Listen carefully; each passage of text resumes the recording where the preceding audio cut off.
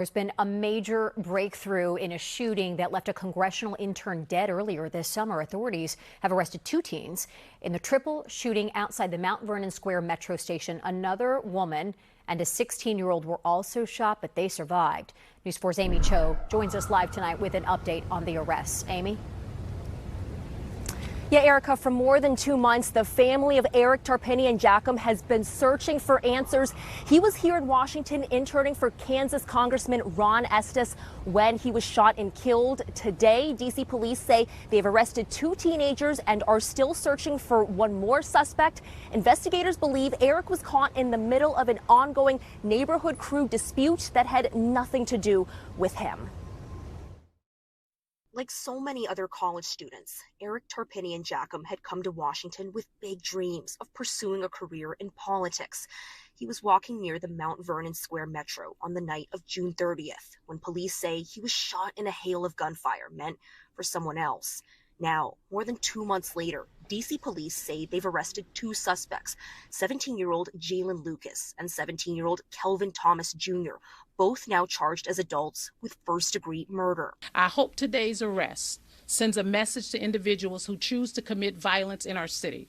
If you harm innocent victims in our community, we will hold you accountable. The arrest comes amid the federal crackdown on crime in the district. Police Chief Pamela Smith joining Mayor Muriel Bowser and U.S. Attorney for D.C. Jeanine Pirro to make the announcement. My condolences certainly go out to the family, and I want to thank Judge Pirro for her attention to this, not just through this arrest, but all the way through the prosecution. And it's bad enough to be gunned down on any street, but to be gunned down in our nation's capital is an outrage. Eric's mom previously spoke with News 4, telling us her son was an avid outdoorsman who loved living in D.C. He was a sweet, humble, honest child, boy, very resilient, and had a lot of obstacles in his life, and he found inner strength from God, and now I'm following in his footsteps. According to the U.S. Attorney's Office, both 17-year-olds charged in Eric's murder have been charged with violent crimes before. But because those cases were tried in juvenile court, the records are sealed, and News 4 was unable to obtain them. Currently under D.C. law, juveniles have to be age 15 or up to be charged as adults. Pirro says she wants that age lowered to 12. It is this case that makes it clear that these young punks who are on the street with guns, shooting at each other, killing innocent people, they need to be brought into my system and not in the family court system for rehabilitation. Pirro also taking aim at the D.C. Council. The D.C. Council has coddled young criminals for years. They reject mandatory minimums that the law requires. They don't force judges to follow the law. Between 2018 and 2022, the D.C. Council passed a number of bills aimed at rehabilitation and second chances.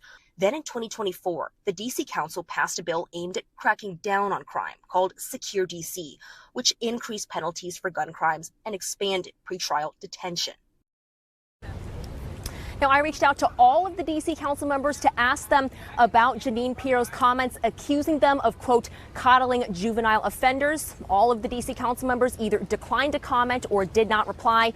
Now, we did hear this afternoon from Kansas Congressman Ron Estes. He put out a statement on those arrests that were made in the killing of his intern Eric. That statement reading in part, although nothing can reverse this horrific act of violence that took the life of a kind and bright young man, my hope is that today's announcement will bring peace and closure to the family and friends of Eric and all who knew and loved him.